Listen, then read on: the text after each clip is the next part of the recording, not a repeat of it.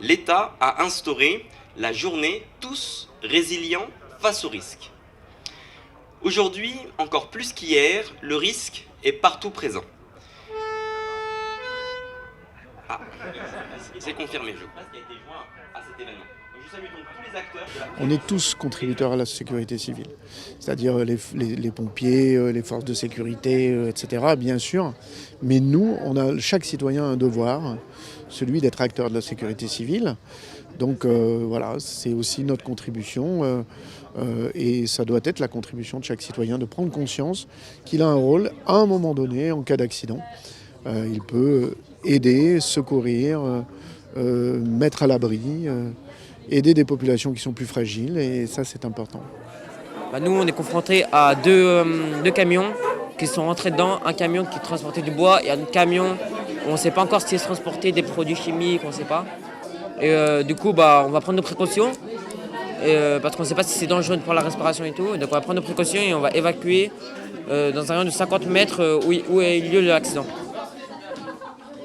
Moi je pense que ça leur permet de se mettre dans une position différente qu'ils ont l'habitude d'être, dans la formation qu'ils ont en tant que jeunes sapeurs-pompiers, et puis de voir un petit peu les rôles d'une gestion de crise et d'une cellule de crise en dehors de leurs actions. La formation, c'est plutôt des formations techniques et théoriques pour la partie de pompiers. Voilà, donc également un enjeu sportif, hein, il faut une condition physique minimale. Et aujourd'hui, ce qui les rassemble, c'est vraiment le fait de travailler en cohésion dans un esprit un peu différent. Ça peut être les agents qui doivent partir dehors, ça peut être les gendarmes, les pompiers, la préfecture, ça peut être un commerce, par exemple, vous pouvez appeler Intermarché pour acheter à manger ou à boire. Ils posent beaucoup de questions. C'est pas facile pour nous parce que justement ils posent beaucoup de questions, mais ils veulent vraiment comprendre ce qu'ils font. Et là, ils ont une vision intéressante parce qu'ils sont de l'autre côté par rapport à leur engagement de jeunes sapeurs-pompiers. En tant que pompiers, ils voient le côté opérationnel de terrain et là, ils découvrent le côté cellule de crise, coordination qui ne se fait pas sur le terrain, mais au niveau des mairies, de la préfecture et chez les pompiers au niveau du CODIS.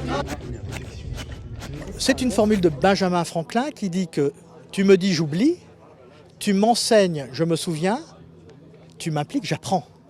Et c'est tout l'enjeu des manifestations que nous faisons dans le cadre du Résilience Tour. L'IFO-RME, l'Institut français des formateurs risques majeurs et protection de l'environnement, est une structure qui a été missionnée par le ministère de la Transition écologique pour porter au plus près de la population l'information préventive et l'éducation à la prévention des risques.